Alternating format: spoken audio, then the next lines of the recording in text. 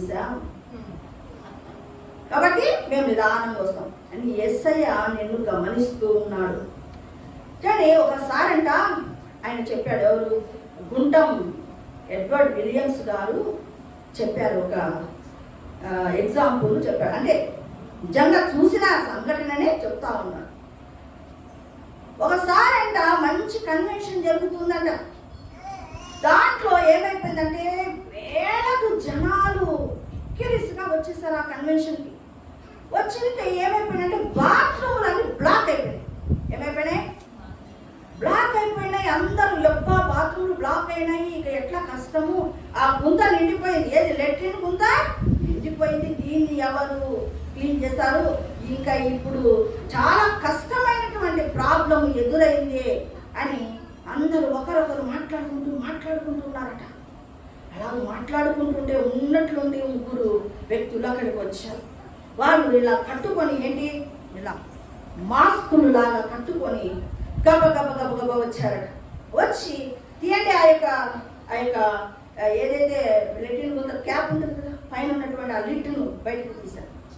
తీసి వాళ్ళు ముగ్గురు ఒకరు లోపలికి దిగితే ఇంకా ఇద్దరు పక్కల బయట బకెట్లతో దాన్ని ఎత్తేసారట.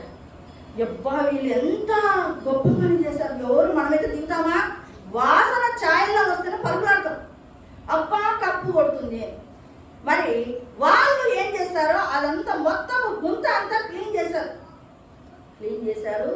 బయటకు వచ్చిన తర్వాత ఇక ఎవరైనా క్లీన్ చేసినప్పుడు సపోర్ట్ బలపోతారు.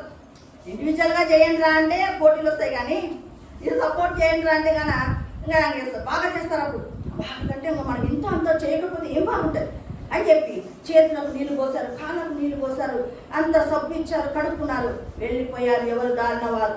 ఇప్పుడు కూడిక జరగబోతుంది. ఆ కూడిక మీద అందరూ దృష్టి పెట్టినారు. జనాలందరూ బయట విపరీతంగా కూర్చొని కూర్చొని వాళ్ళ చేతులు కడుక్కునేటప్పుడు వాళ్ళ మాస్కులను తీశారనమాట. అప్పుడు వాళ్ళ మూతులను చూశారు, వాళ్ళ ముఖాలు ఎలా ఉన్నాయో చూశారు. మీరు చాలా గొప్పలబ్బా, ఇలాంటి పని చెయ్యరు ఎవరు కూడా అని అనుకున్నారు. ఇక పోయి ఆడ వాక్యం వినడానికి జనమంతా కూర్చున్నారు.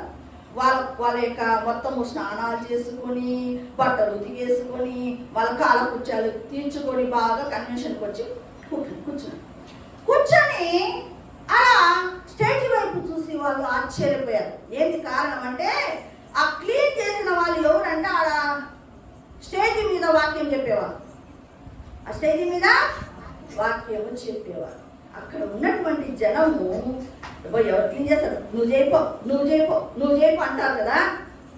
మరి దేవుని కార్యము నిజముగా జరిగితే ఏమవుతుందంటే తెలియకుండానే మనము ఆ పనులను చేయడానికి వెళ్తాం. చూడండి, విస్తారమైన ఇప్పుడు ఈమెకి కార్యం జరిగింది కదా. తర్వాత చెప్తాను మార్త విషయం. మార్త ఇంట చేర్చుకుంది, లోతైనటువంటి